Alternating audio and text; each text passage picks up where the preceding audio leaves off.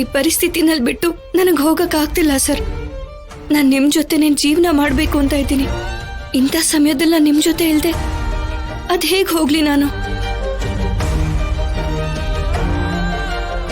ನಾಳೆ ಏನ್ ನಡೆಯುತ್ತೋ ಅದಂತೂ ಗೊತ್ತಿಲ್ಲ.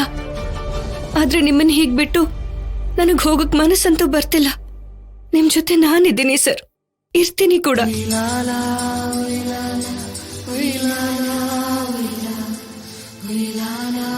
ಮೇಡಮ್, ಇವ್ರು ನಿಜವಾಗ್ಲೂ ನಿಮ್ ಸರಾ? ಯಾಕೆ ಹಾಗೆ ಹೇಳ್ತಿದ್ದೀರಾ? ಅಂದ್ರೆ ಇವ್ರಿಗೋಸ್ಕರ ನೀವು ಪಡ್ತಿರೋ ಕಷ್ಟ ನೋಡಿದ್ರೆ ಸರ್ ಅನ್ನೋ ಅಭಿಮಾನನೂ ಮೀರಿ ಏನೋ ಇದೆ ಅನ್ನಿಸ್ತಿದೆ. ಅದಕ್ಕೆ ಹಾಗೆ ಕೇಳಿದೆ.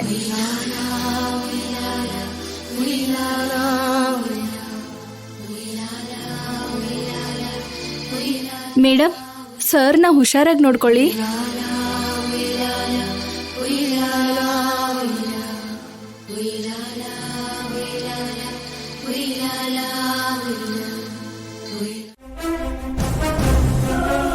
ಮದ್ವೆ ಆದ್ಮೇಲೆ ನಿನ್ನ ಹಾಗೆ ನನ್ನ ಹಾಗೆ ಇರ್ತಾರೆ, ಆದ್ರೆ ಮದ್ವೆಗೆ ಮುಂಚೆ ಎಲ್ರು ಹಾಗಿರ್ತಾರೆ ಶಿವರಾಜು.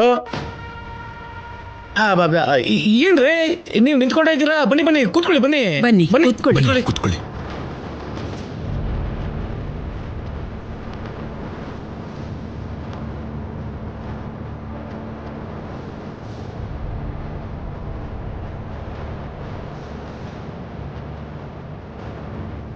ಪಾರ್ವತಿ, ನೋಡ್ತಾ ನಿಂತಿದ್ಯಲ್ಲ, ಕಾಫಿ ತಗೊಂಬಾ.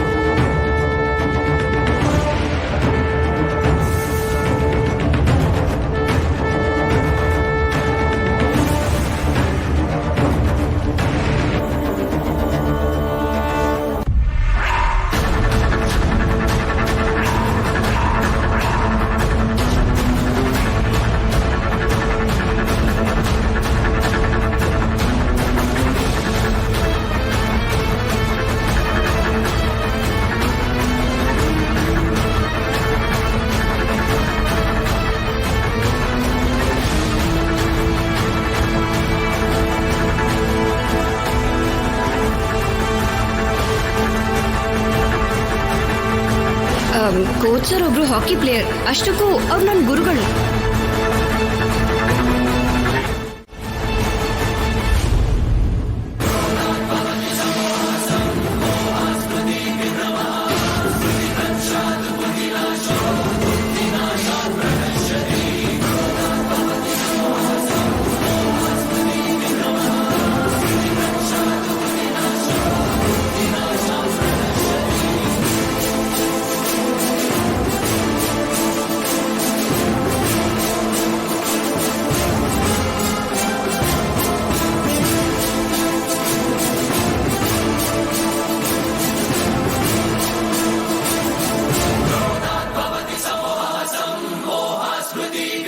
ಪ್ರಶಾಂತ್, ಏ ಪ್ರಶಾಂತ್, ಯಾಕೆ ಅಳಿಯಂದರು ಹಾಗೆ ಹೋಗ್ತಿದ್ದಾರೆ? ಅದು ಅವನ್ಗೇನು ಅರ್ಜೆಂಟ್ ಕೆಲಸ ಇದೆ ಅಂತ ಹೇಳ್ದ. ಆ ವಿಷಯಕ್ಕೆ ಫೋನ್ ಬಂದಿರ್ಬೇಕು, ಅದಕ್ಕೆ ಹೊರಟಿದ್ದಾನೆ.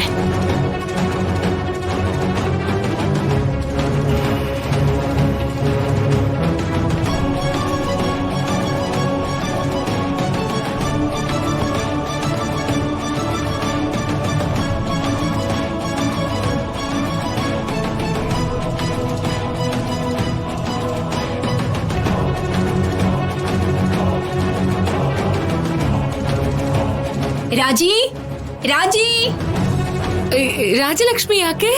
ಯಾಕೆ ಅಂದ್ರೇನಮ್ಮ, ನಿಮ್ ದೊಡ್ಡಪ್ಪನ್ಗೆ ದೃಷ್ಟಿ ತೆಗಿಬೇಕಲ್ವಾ? ರಾಜಿಗೆ ಹೇಳಿದ್ರೆ ಎಲ್ಲ ಏರ್ಪಾಡುಗಳನ್ನು ಮಾಡ್ಕೋತಾಳೆ. ಅಯ್ಯೋ, ಈ ಮಾತಿಗೆ ನನಗೆ BP ಬರೋ ಥರ ಇದೆಯಲ್ಲ. ದೊಡ್ಡಪ್ಪನ್ಗೋಸ್ಕರ ಎಲ್ಲ ತಯಾರಿ ಮಾಡ್ಕೋಬೇಕು ಅಂತ ಬಂದಿದ್ಲಲ್ವಾ, ಒಳಗೆ ಇದ್ದಾಳೆ ಅನ್ಸುತ್ತೆ. ಇರಿ, ನಾನು ಹೋಗಿ ಕರ್ಕೊಂಡ್ ಬರ್ತೀನಿ. ಹಾ,